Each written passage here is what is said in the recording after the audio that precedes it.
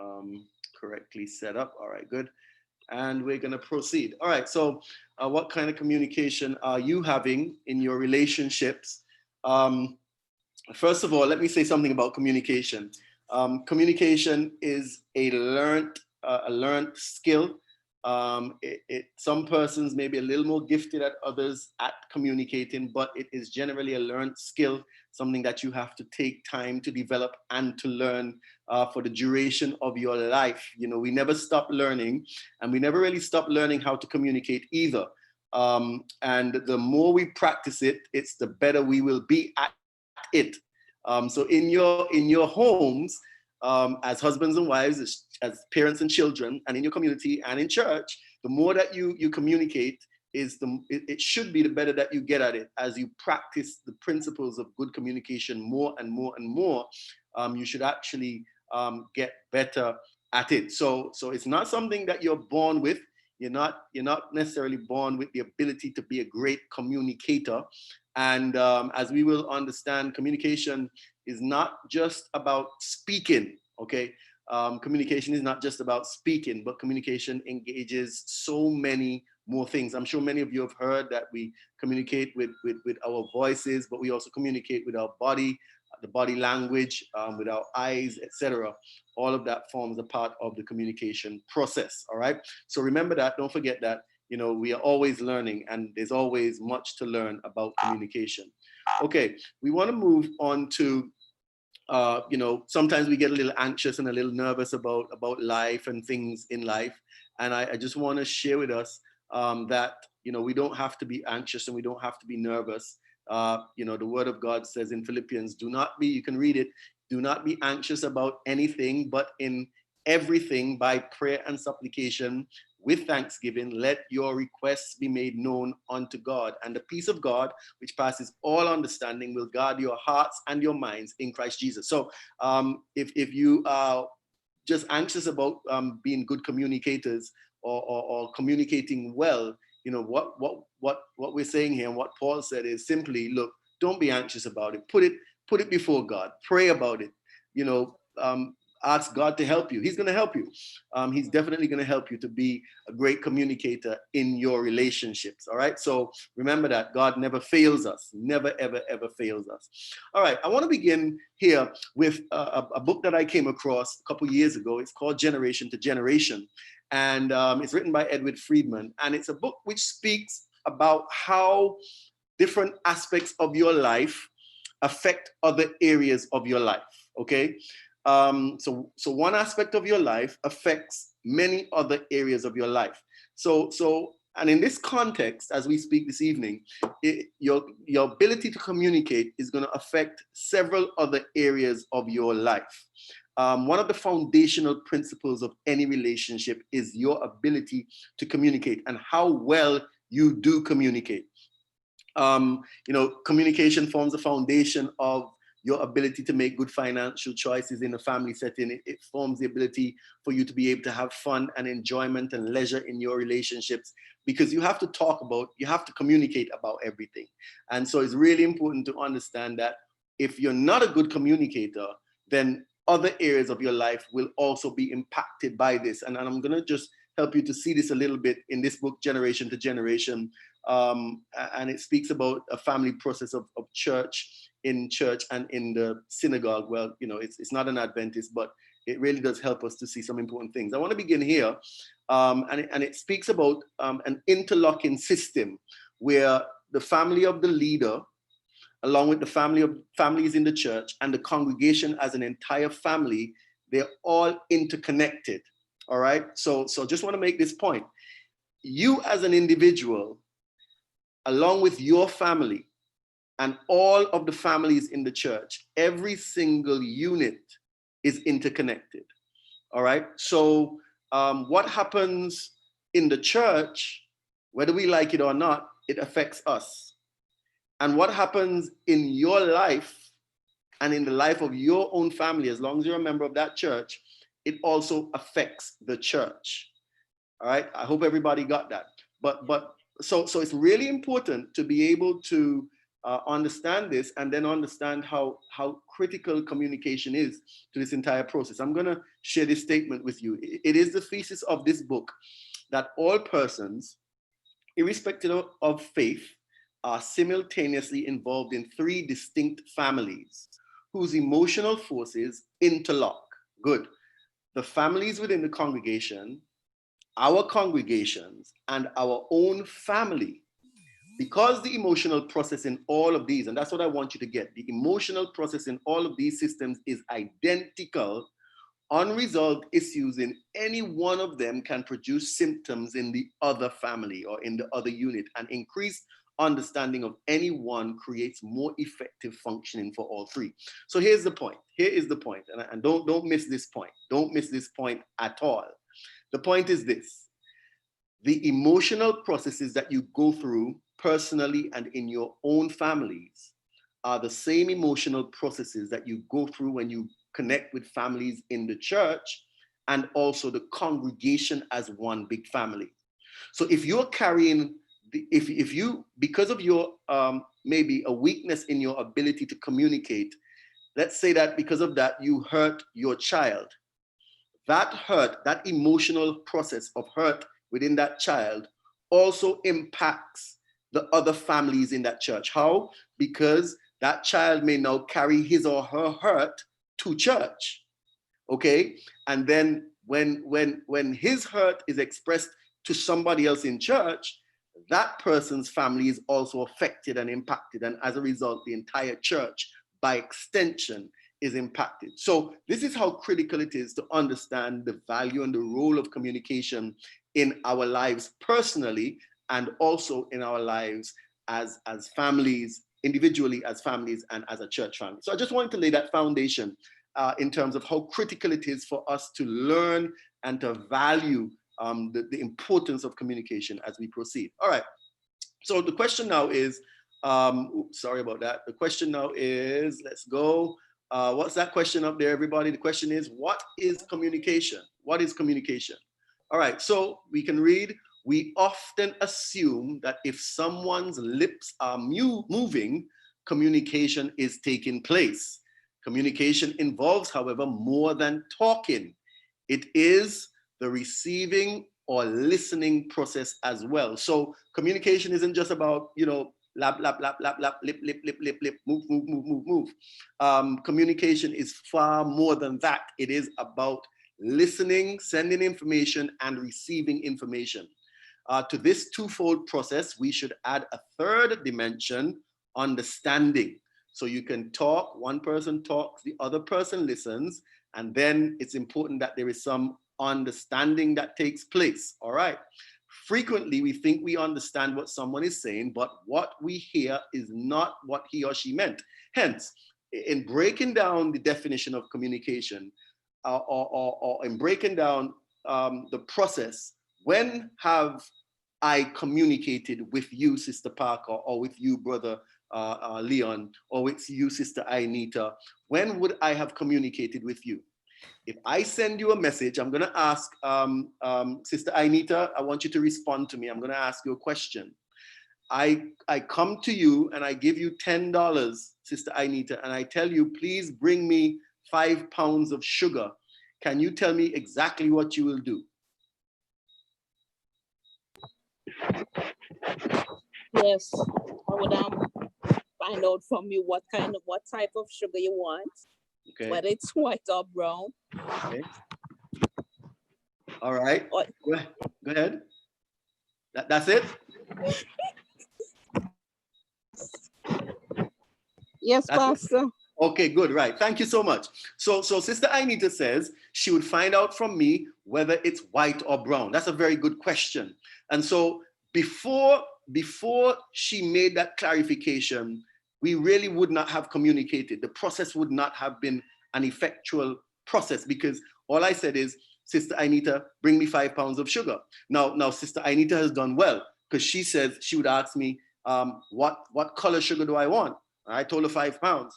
But when she brings brown sugar in the retail bag, I tell her, well, Sister Anita, I wanted Demerara. I wanted Demerara sugar. That's a particular brand.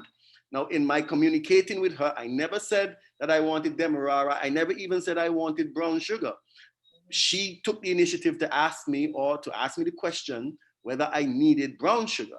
And so hence, the process of communication is only completed when what I say to you is understood in the way that I intended for you to understand it. I hope you got that.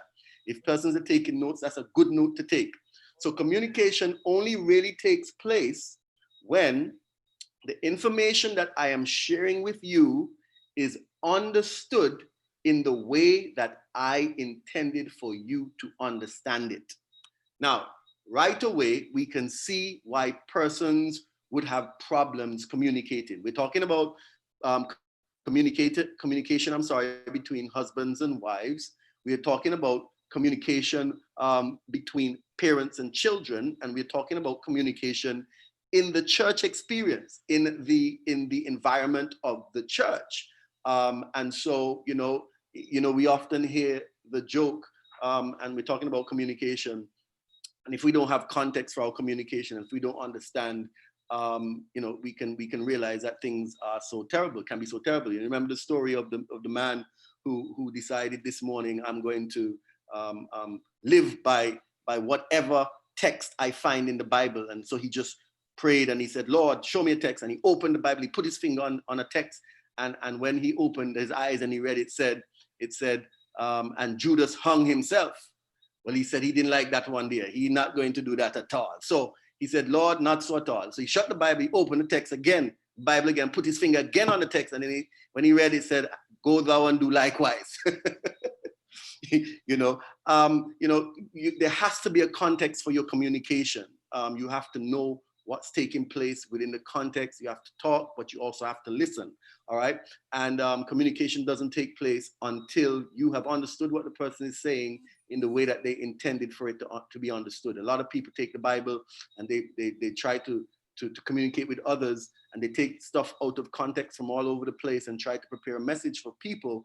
And sometimes it is so far from what God intended for us. Okay, so let's move on. Stanley et al. Say that developing productive ways to address differences is the most positive thing that can be done to protect the possibilities for a successful relationship. All right, so here we are, we're talking about communication, and we are now moving a little bit to understanding productive ways that we can address differences. One of the reasons why we communicate is because we are different, we have differences of opinion, and we need to come to consensus as to how we will move forward in life. And differences are a part of the human experience. Everybody is a little different. I am different from Brother Edson. Brother Edson is different from Sister Marilyn, from Melon.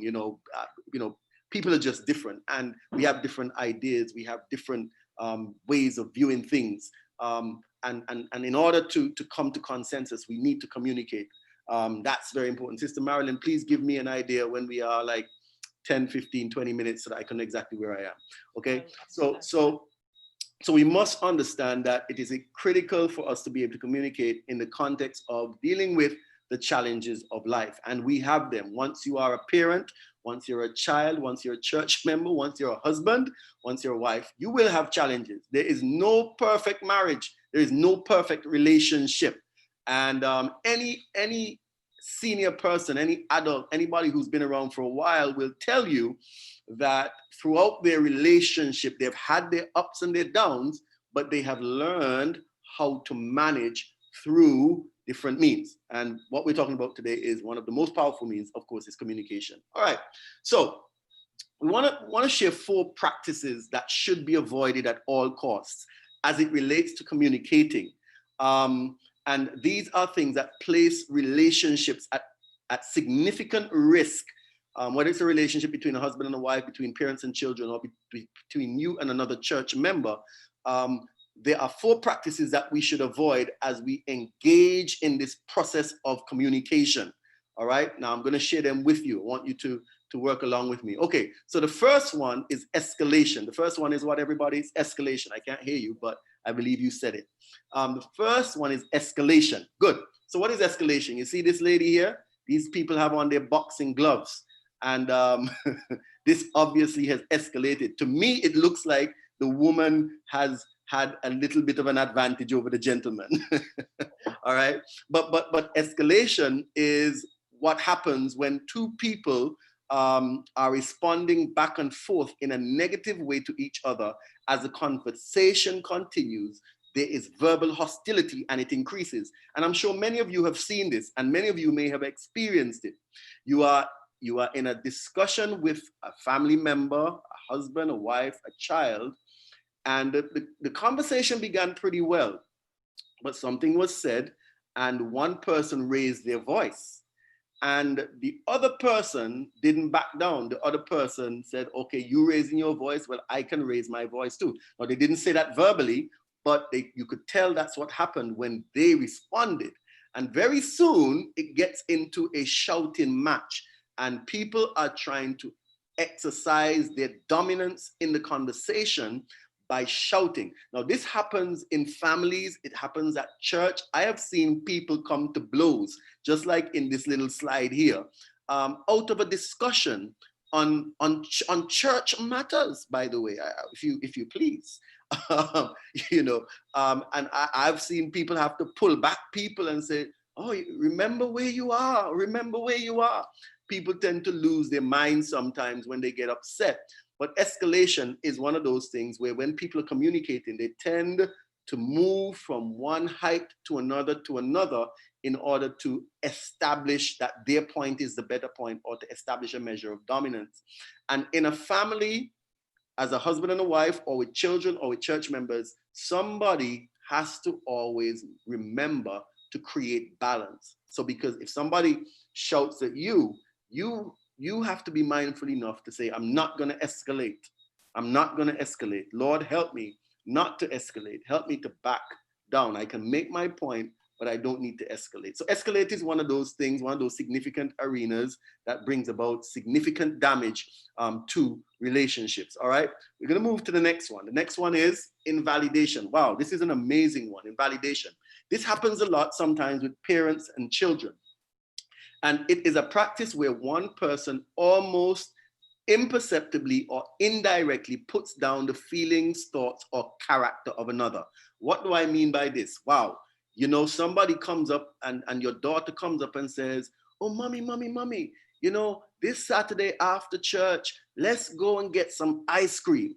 And mommy responds, girl, what stupidness you're telling me? It look like I have money for ice cream. Girl, just go and relax yourself, right? Now, right away, you have invalidated that young lady. You have invalidated them. They came up with an idea. They spent time, energy, and effort conceiving the idea. They were not necessarily being frivolous, and they brought the idea to you, and you shot it down.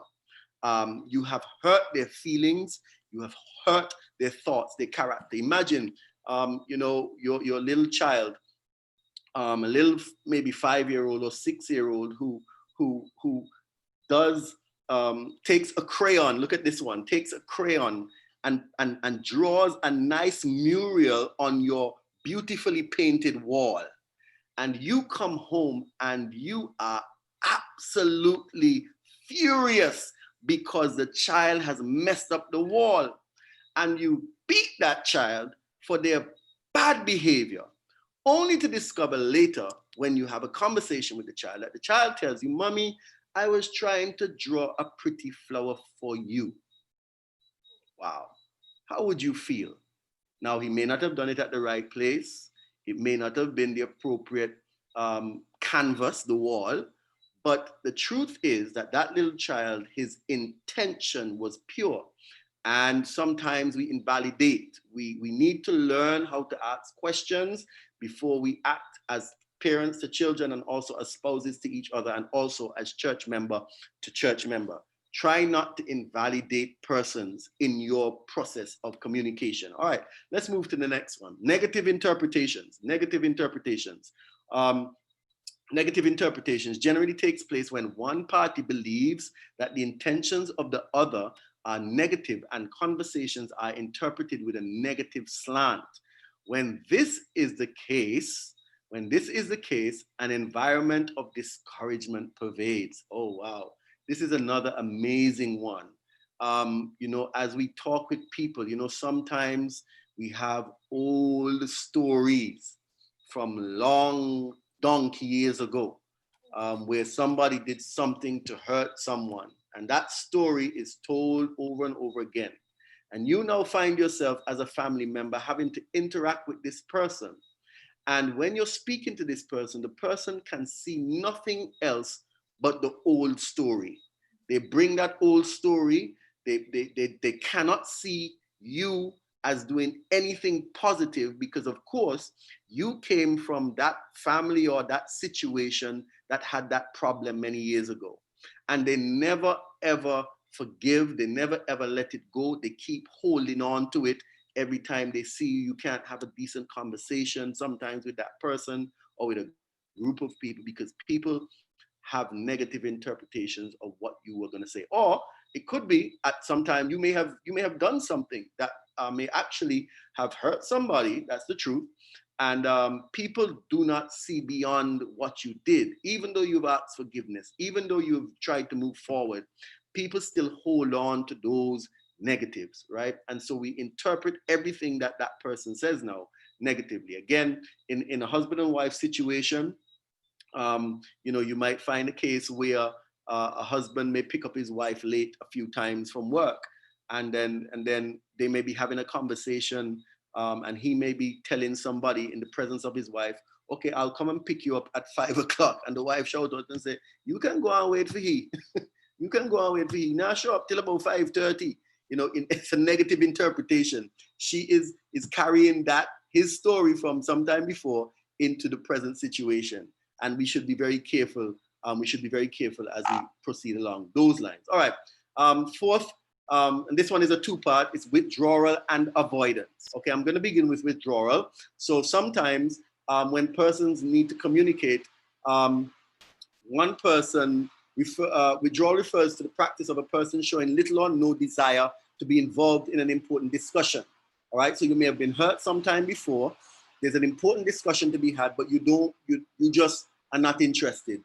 You may leave the room. You turn off. Sometimes you're there, but you're not there. These are very significant negative practices that can hurt relationships. So that's withdrawal. You withdraw from the room physically, or you withdraw from the discussion mentally. You're just not there. And avoidance, in this case, a person may attempt to avoid the discussion altogether by not making themselves available. So they just stay away. They don't come.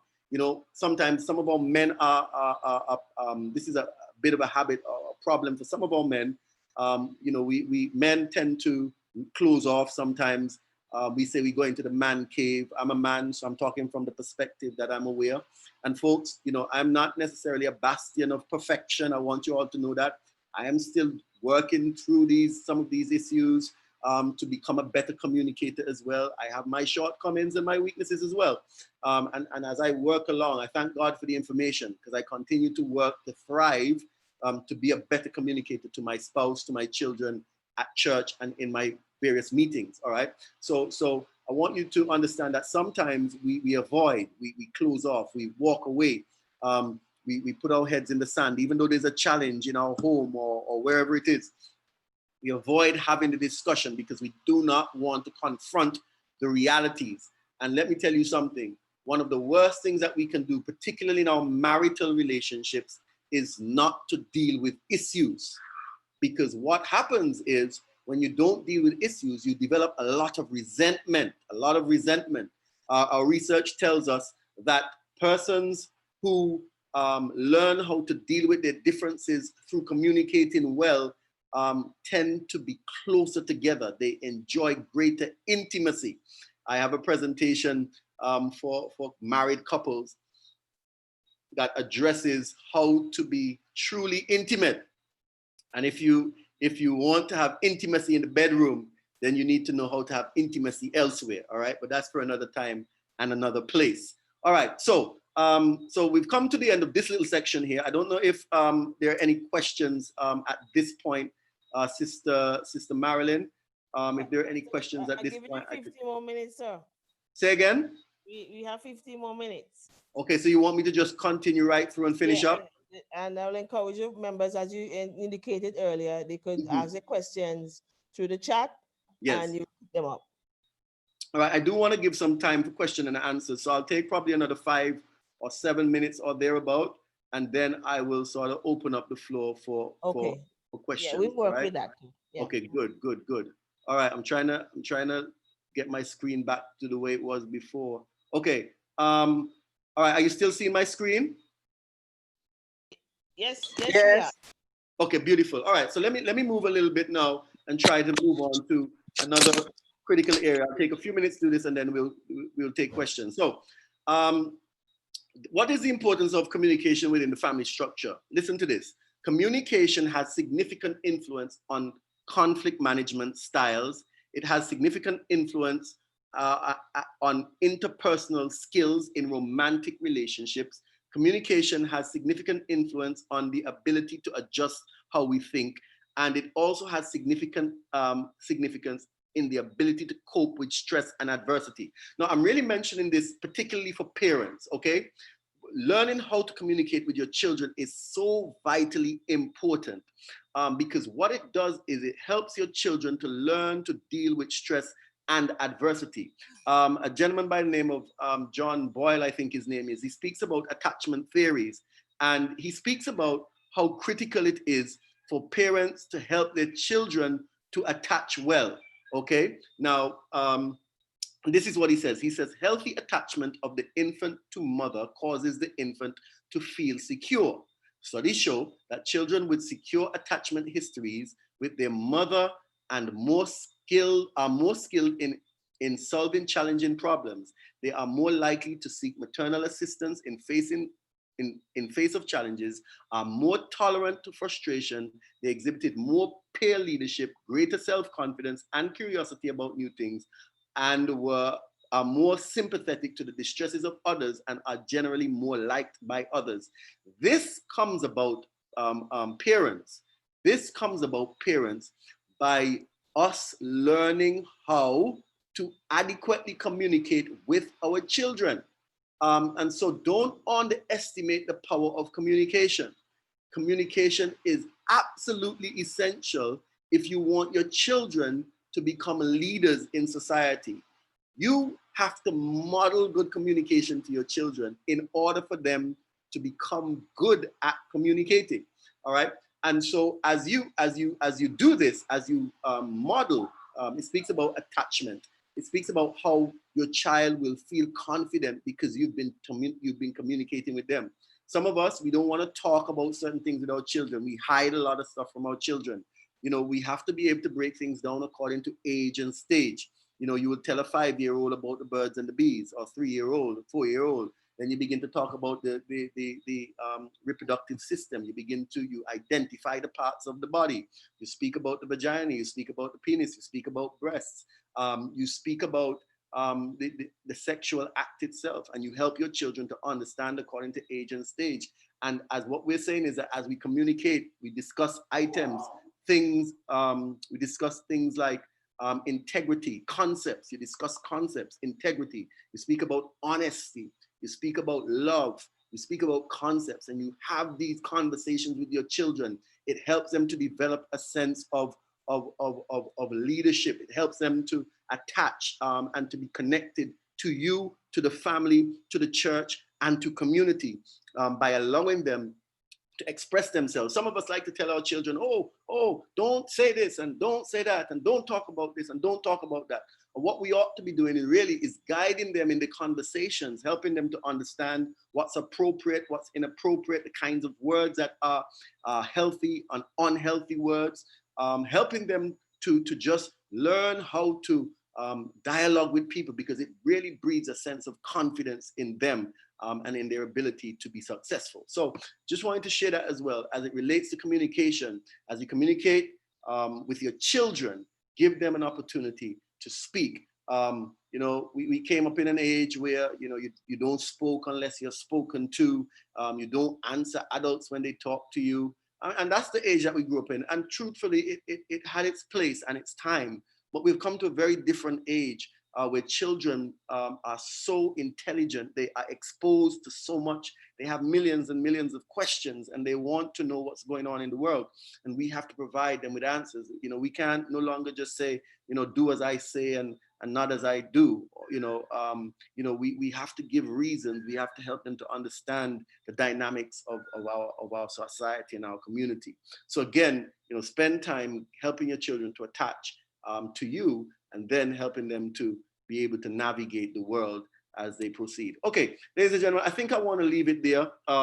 It's a lot of stuff. There's quite a bit that I could share, but just in terms of our discussion this evening, those are the four things that I wanted to share as it relates to communicating, and the fact that we have to avoid these negative things as we take our journey on communication. All right. So I want to open the floor. I want to open the floor now to some questions that persons may have as it relates to our discussion this evening. Any questions?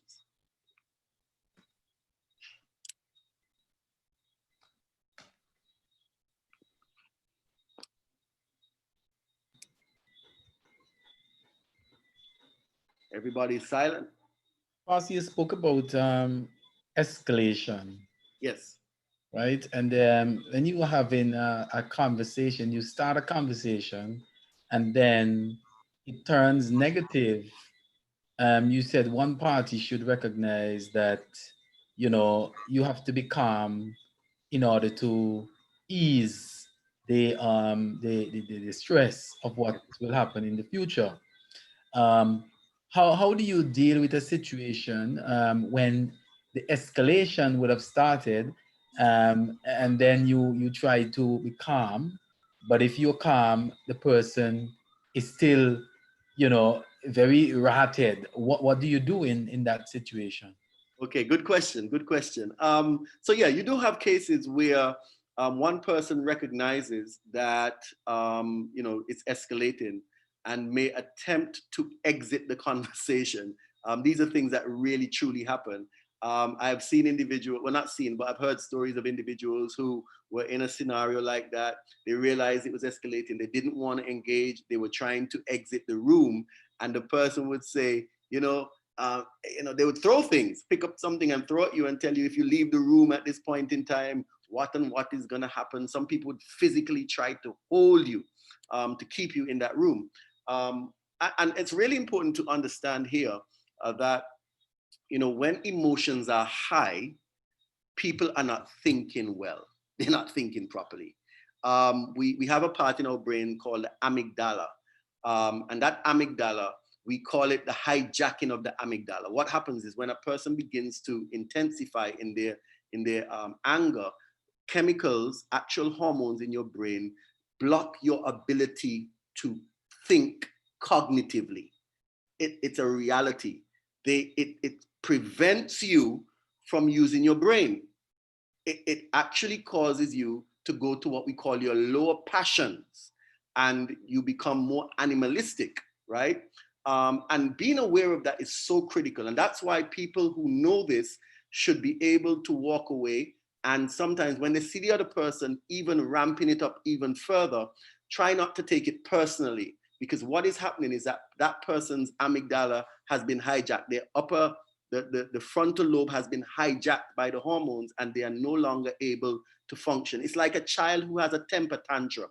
You can't. I have seen parents try to cool down children. The children become so hyper that their heart rate increases, they begin to sweat, they tremble, they're not in control anymore. And that's the same thing that happens. So what has to happen here is, Brother Leon, just to answer your question real quick, is that the person who is in control needs to ask the other person for a timeout.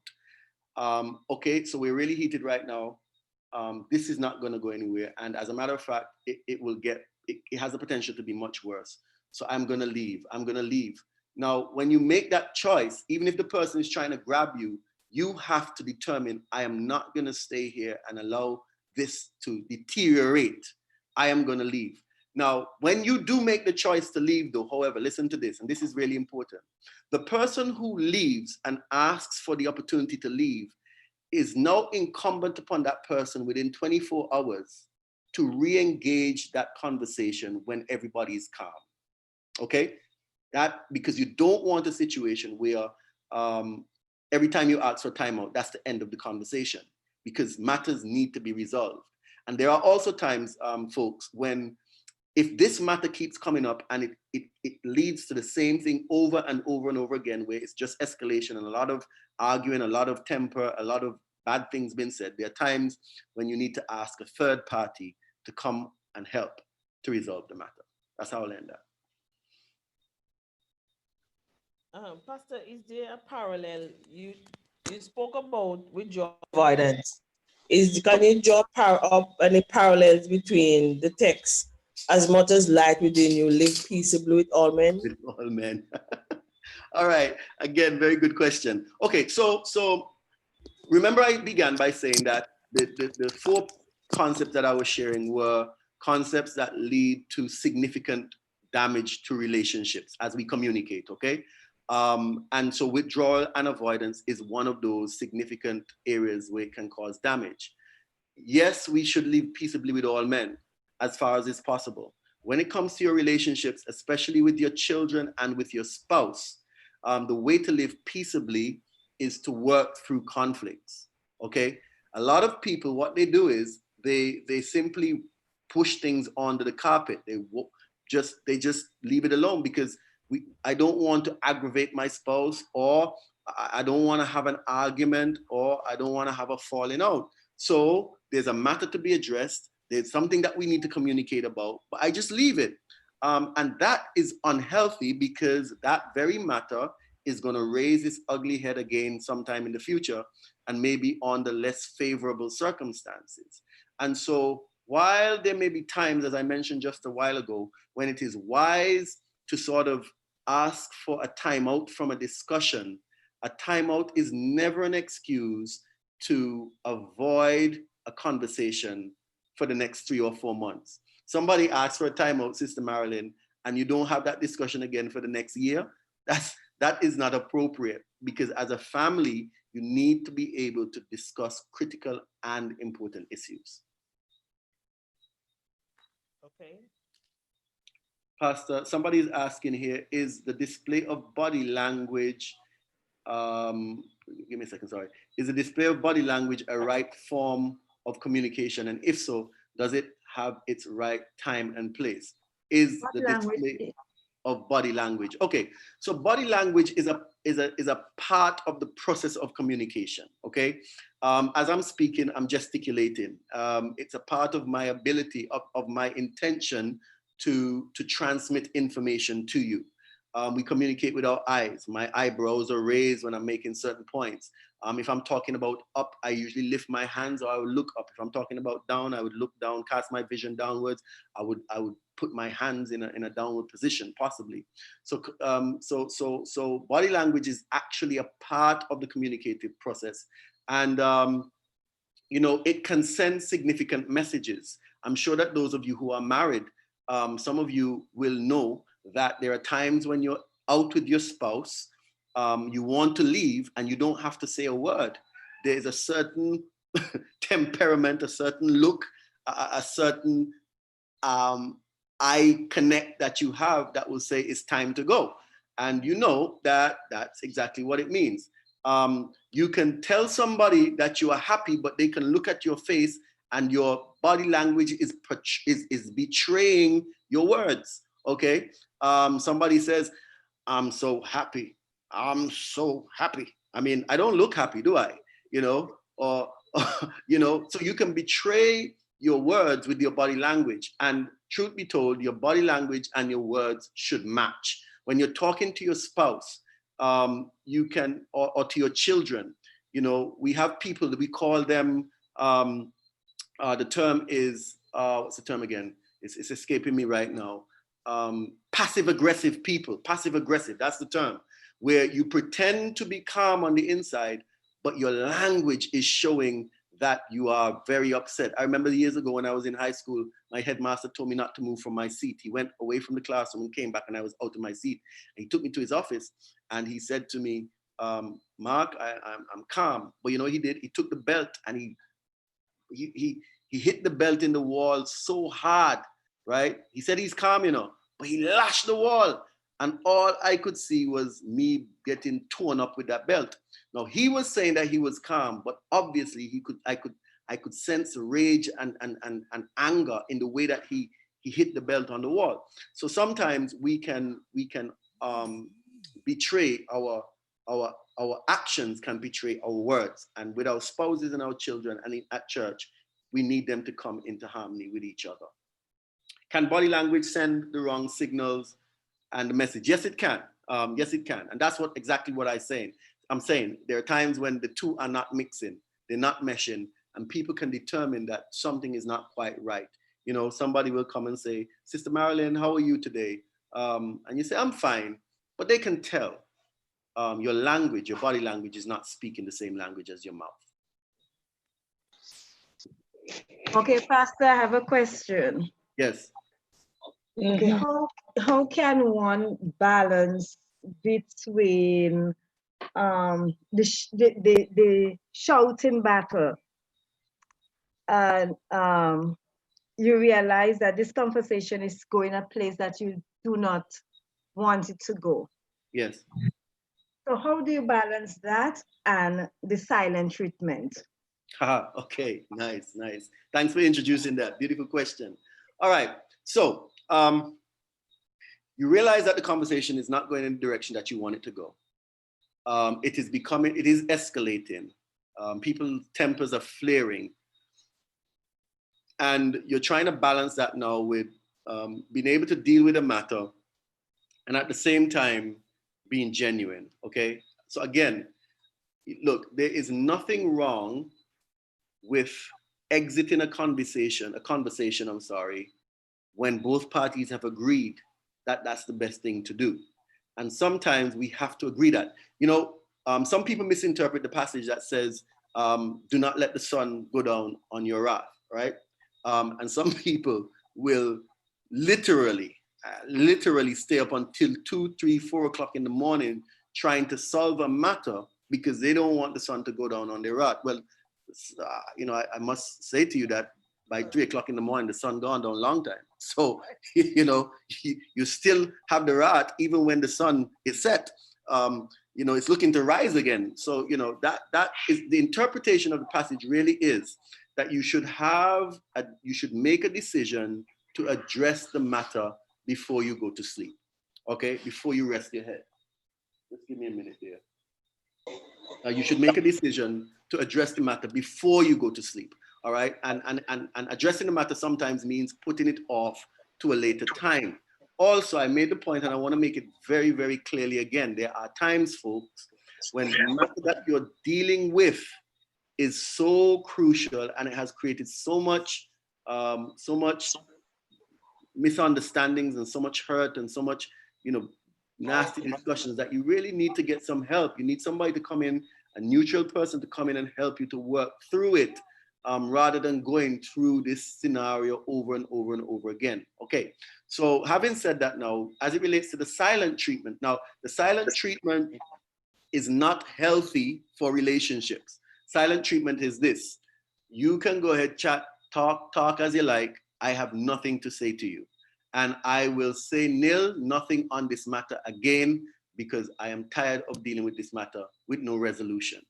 And that is unhealthy, again, because it simply means that you are placing a wedge between you and that person for future discussions. When there's a matter to be discussed, the person will say, okay, well, you gave me silent treatment last time, so I'm going to give you silent treatment this time. And it becomes a vicious cycle, which really simply propels the deterioration of a relationship. So here's the thing. Silent treatment is not an appropriate method to use when dealing with conflict. Silent treatment is different from asking for a timeout. A timeout, as I said, asks for time to cool down, and then the person who asks for it re-engages the conversation within 24, maximum 36 hours. But when a person refuses to talk, you are actually doing significant damage to your relationship, which sometimes cannot be undone. There's a question, there's a hand up, Pastor. Okay, I'm not seeing it, so you can allow the person to come in. iPad. I think that might be. Okay, Pastor, good discussion. But when we speak of communication, communication ought to be as such where the person understand what you're saying and you understand what the person is saying. And there are times when you might be communicating and you are sure that the person doesn't really understand what is it that you're saying to them. It could be an instruction. And in proceeding to ensure that they really understand what you are saying, then it becomes a problem because the person seems to think that you think they're stupid. What do you say to that? Okay, beautiful. So there is a little thing that we call when we have a discussion that we call using the floor. And it kind of works with the rules of parliamentary procedure, but it's much more relaxed. So here's what we say. First of all, sometimes outside of presentation style like this, but when you're having a conversation with your spouse or with your children, sometimes we actually talk for too long. The chunks of information are too big, and so people cannot understand. The process that we suggest is this. Whenever you're trying to give an instruction, you say to the person, I would like you at 4 o'clock this afternoon to pick up your sister, okay? And once you've made that statement, you ask the person to repeat back to you what you said. So the person says, okay, Daddy, you said that you would like me to pick up my sister this afternoon. Is that what I said? Is that what I said? You're missing something. What did I say? Yes, Daddy, you told me to pick up my sister this afternoon. Yes, I said that, but I said at 4 o'clock, okay? So when you share information, the person should be able to repeat back to you what you said and their understanding of it. And at that point, when they do that, you clarify anything or something that is not understood. And you do that until the process is complete, all right? So a lot of times, and a lot of people tell me, I've done this seminar quite a few times, and people tell me, oh, Pastor, you know, that seems a bit onerous. It's a bit, you know, it seems too regimented. But the truth is, we have practiced doing things so wrong for so long that right seems wrong. So Jonathan, brother Joseph, what's important is that when you say something to the person, just a small chunk, you let the person repeat it back to you. And then you can determine if they really understood it. So you tell them, okay, no, that's not quite what I was trying to get across. Let me clarify that aspect of it. And you do that back and forth until you get to the meat of the matter. I don't know, I hope that helps. Here's the second hand, Sister Nixie.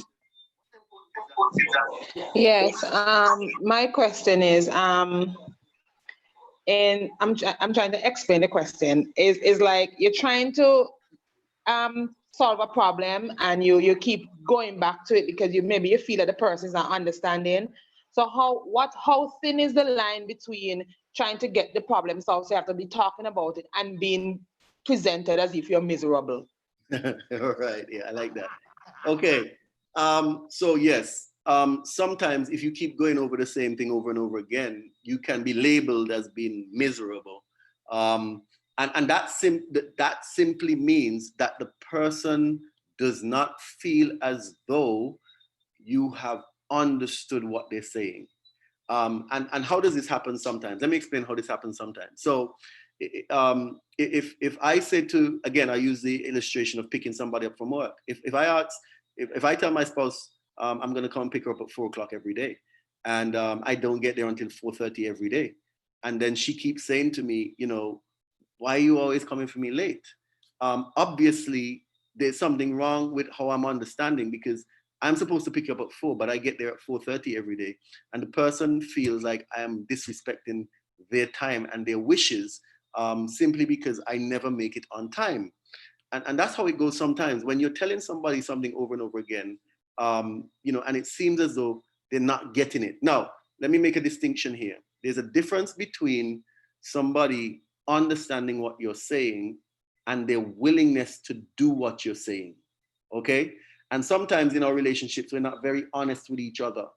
So here's the thing. A wife might say to her husband, listen, I would like in the evenings for you to rub my feet for me before we go to sleep. And he doesn't do it. But the reason that he doesn't do it, even though he understands what you're saying, is that he may not want to do it. Right? And he needs to be honest and open enough to say, listen, it's not something that I really prefer to do. He may do it every now and again, but he may not want to do it every night.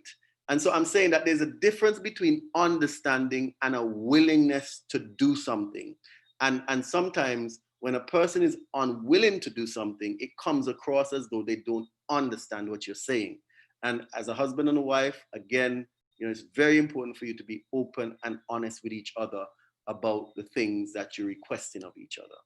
Yeah. Question from YouTube, Pastor. Yes. At what time or situation would a relationship be considered to be beyond repair? At what time or situation would a relationship be considered to be beyond repair in a husband and wife relationship? Okay, let me begin by saying, as pastors, we are involved in the ministry of reconciliation.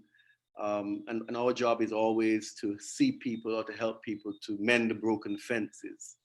In a conversation that I had just today, when I do counseling, one of the first questions that I ask a couple is, do you want this relationship? Do you want it to work? Do you want to work towards, addressing the issues?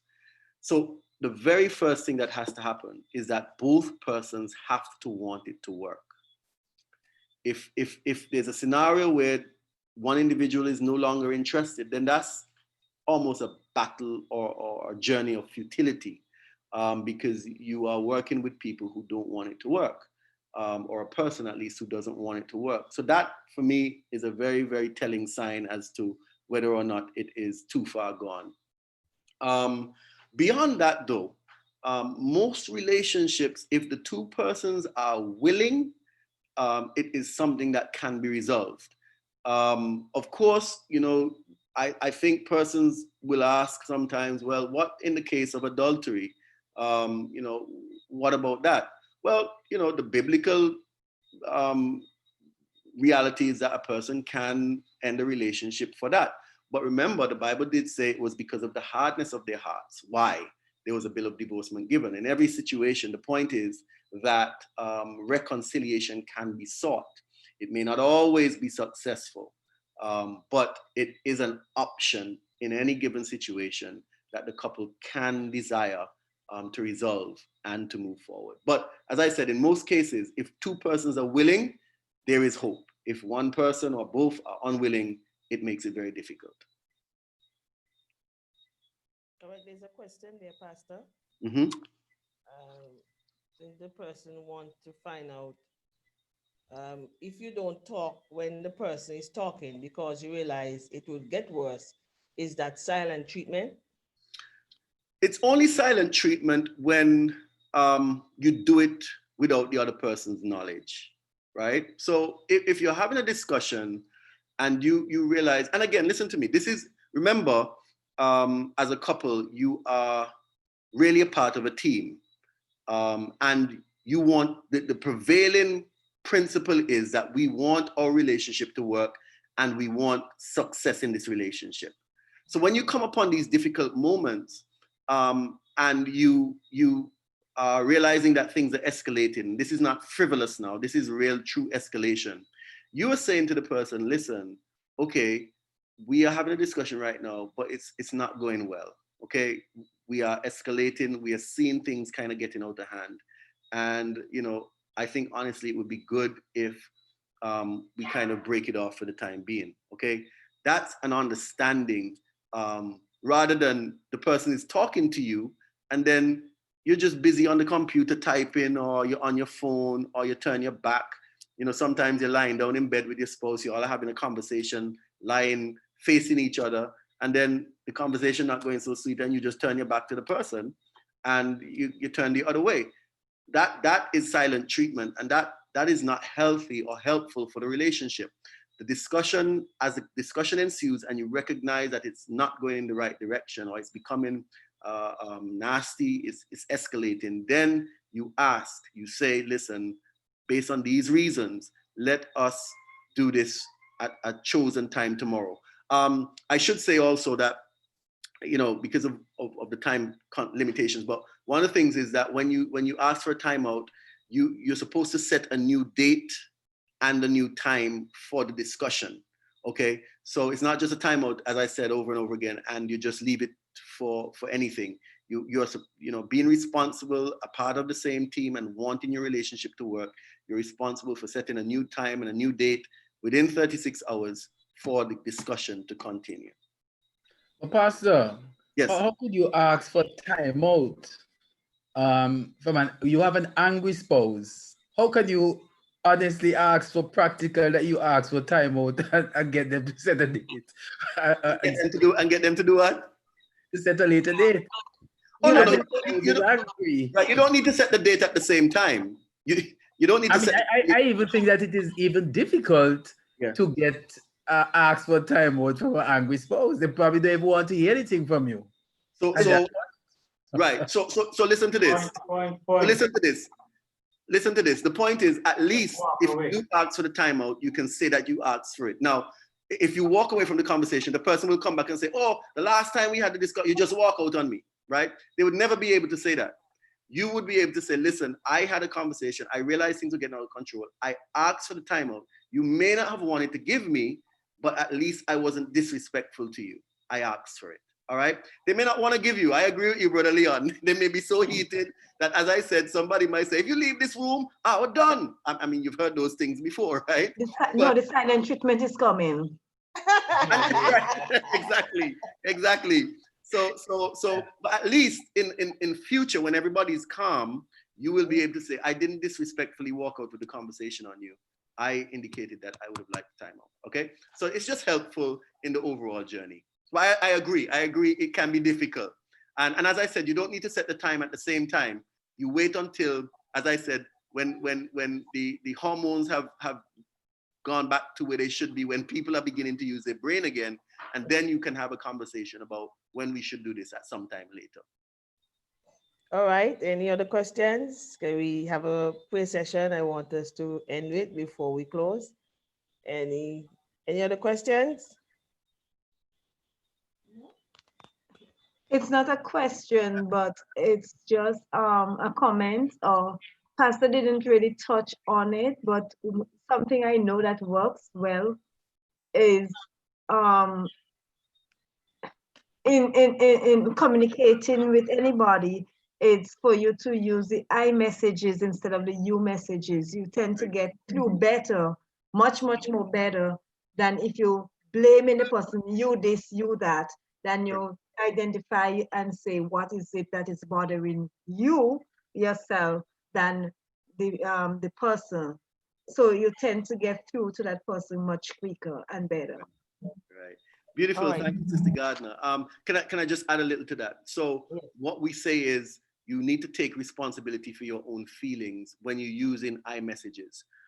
So when your spouse comes to pick you up late, rather than saying you always come for me late, you would say when I feel neglected, maybe I feel sad, I feel as though you don't regard my time when you show up for me late. So you're taking responsibility for how you feel as opposed to blaming the other person for how you feel. You take responsibility for that and say how it makes you feel.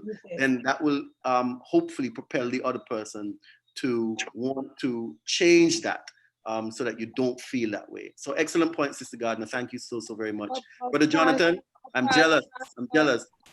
But Pastor, sometimes you keep on expressing the way how you feel. And as I said, asked before, it makes you look as if you're a miserable person, but you're trying to express how you feel. And because the person is not getting it, then you have to say it 50 times. Like sometimes my son will say, yeah, mommy, I hear you. But then I'm say, so you appear to be miserable, or they even tell you so. You're too miserable, but you're trying to get across a point that they're Yes. not understanding or they're not listening. And so Right. that's why, what is the line between repeating yourself constantly for the same thing, leaving it alone, or appear to be a miserable person? Okay, so at what point, the question now becomes, then at what point do you resolve that things may not change or may not happen the way that you would like them to? So in your marriage, in your relationship with your children, you also have to manage your expectations and understand that things are not always going to go the way that you would want them to go. So that, yes, you are making this appeal to your child or to your spouse about a certain thing that they do or certain behavior or something that you would like them to do for you. The person over the period of time that you've been sharing it is not catching on, or they are not making that a practice. You then have to come to a point in your experience where you recognize, you know what, maybe this is not gonna happen for me. And I have to now conclude that I need to make peace with that in my own mind, so that it doesn't carry me to my grave. You know, sometimes we become so caught up with things that we want or changes that we would like to have that we never let it go. Even though we realize it's not happening, it's not coming that way. You know, this child is not going in that direction. My spouse is not willing to do this. There are times when you have to let it go. And you just have to ask God for the courage to keep moving on, while adjusting in your psyche that particular expectation. In addition, Pastor, if I may say something to that same point that the sister made and the comment you made, Yes. I mean, it's Yes. not a matter of life and death.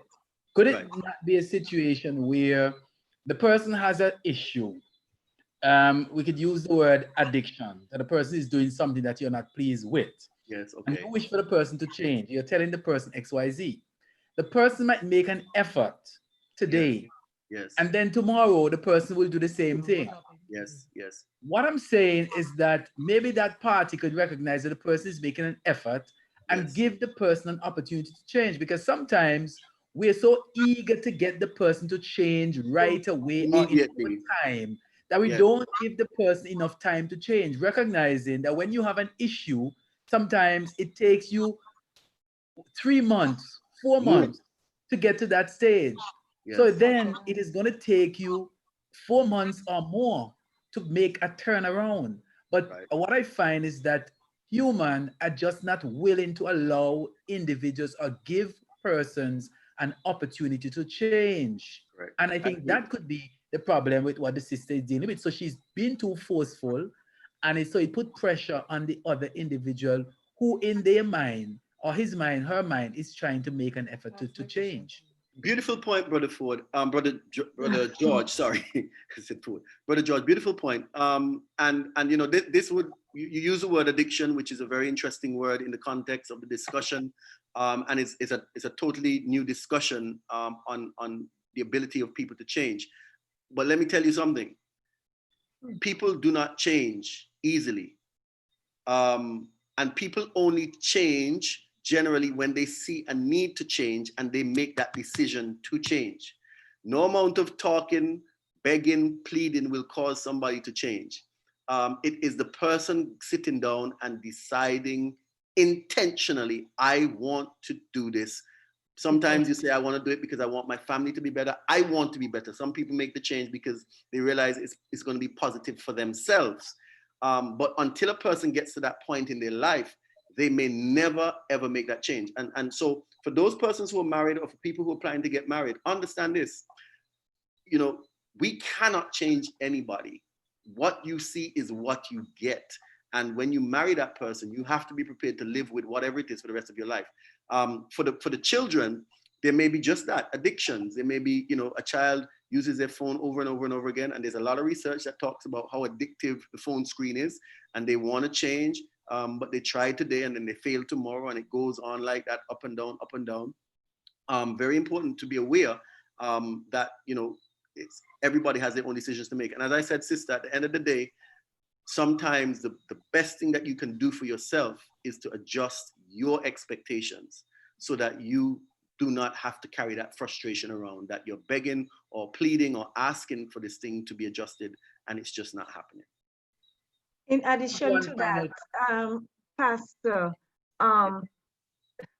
one of the first steps is to identify why the person is not responding the way that you will want them to respond. Because it could be, yes, you are telling them the same thing over and over again. So why is it that the person is not listening or not coming the way that you want them to come? And if you could identify why the person is not responding to that request, then you're able to take it to the next level. Okay. Because right. it might be something very easy, you know, you're asking them to you know, take the bucket outside or take out the garbage every Thursday when the garbage, but they are not truck is coming, but they are not doing it. Why? And then when you can find out why the person is not taking the garbage out, then you're able to solve that little problem, and then the overall problem will be solved. Absolutely. Absolutely. Thank you for that, Sister Gardner. Thank you so much. I have one final question, Pastor. Yes. Okay. You have a situation, let's say a husband and a wife, and the one party is trying to express his or her feelings. And at the end of the discussion, the other party says nothing or has nothing to say. That is a clear case of invalidation. Somebody sits down and pours their heart out to you. And when you finish, you just say, okay, you turn around and you go to sleep. That is very painful. And it's what we call a clear case of invalidation, where you are taking for granted the feelings, the thoughts of the other person. And, you know, I mean, it almost makes them feel like all that I said has no value and was of no worth to you. And you know, it speaks sometimes to the ability of a person to be empathetic, to enter into the feelings of another. You know, sometimes we ignore our spouses or children's feelings simply because we don't feel that way. And again, you know, the ability to empathize, the ability to see it from the other person's perspective, the ability to enter into the shoes of the other person, is such a gift that people need to develop, so that you can be aware, self-aware, and you can be kind to other people, particularly your spouse, particularly your children. You know, sometimes we tend to treat the people closest to us the harshest. Yes. They get the brunt and the burden of all of the things that we don't want to do, but we do it for other people, you know. And we need to take the time to allow the people who are closest to us to be the beneficiaries of our kindness and of our love. So when I take the time to pour my heart out and tell you how I'm feeling, the least you can do, even if, and that's what I said earlier, because we have to be honest as well, because I say something to you and because I pour my heart out to you, doesn't mean necessarily that you will change. But there are two things that you can do. One, you can acknowledge that I appreciate you sharing and that I understand what you're saying. And you can also be honest enough to say, listen, in as much as you've shared this with me, I don't necessarily feel the same way as you do about this matter. However, you having shared it with me gives me an opportunity to be sensitive to it whenever we're dealing with a particular matter, okay? But understand, just because you said it doesn't mean that the person will do it the way that you asked them to. And I think, you know, what is a critical component is that because we are part of a team, we want to reciprocate. So there are times when you're going to be pushed to do things that you may not prefer to do, but because you love your spouse, because you want to be on the team with this person, you make the sacrifice in order to make that person happy. Final question, Pastor, on the YouTube. It says, should a counselor be given counsel about separation? Separating. So again, I spoke to that a bit earlier. as pastors at least, well, let me divide it into two parts. Pastoral counseling. We are about the ministry of reconciliation, and our job, our responsibility is to bring people back together again. That's the journey. Now, look, sin has really messed up the world, and we have had, just to be very clear, we have had cases of domestic violence where people beat mercilessly their spouse, children. And there have been times when in order to save lives, we have had to advise persons to move out of that environment. Now, moving out of the environment doesn't always mean moving out of the relationship, although it means that sometimes as well, okay? But as pastoral counselors, we are about the ministry of reconciliation, but there are times, as I mentioned, when life and limb is involved, we do have to engage processes that will often lead to a person being moved, or children or family members being moved from a particular environment in order for that person or those persons to be protected. Pastor, Pastor, yes, not label too much on the point that Leon raised. I was yes. the one who actually asked him to ask Ask that the question. question, He sure. didn't ask the question how I wanted it. Yes, Be okay. asked. Yes. Because it's something that I see happening around us and even in the church. For example, you have in lesson study, for example, and somebody get up and they raise a point. And rather than commenting on what the person say, they move on to something else. These are the kind of things that I'm talking about. So it's not only in your home with husband and wives or with parents and children, but generally, because I've had that problem all the time. Like, let's say, for example, I may be even speaking to let's say one of my siblings about an issue. And rather than comment, just totally ignore what I said and just move on to something else. Right. You know, right. just to, and first of all, it's disrespectful. Yeah, yeah. At least acknowledge what I am saying to you. Correct. You know, so it's something that I think it's poor communication even in the church where somebody have an issue, and that's why sometimes I think we're having things prolong a lot in the church family because somebody is hurting. And many times I experience that in church. Somebody get up and you can tell the person is hurting and the person wants answers, and rather than addressing it, they move on. Okay. How do you deal with something like that? Thanks for expressing that. So yes, again, the term is invalidation, all right? And it is always polite to acknowledge what a person says. Sometimes the way that I've handled it in the past is I would say to the person, okay, I've heard what you've said. Can we speak about this privately? Okay.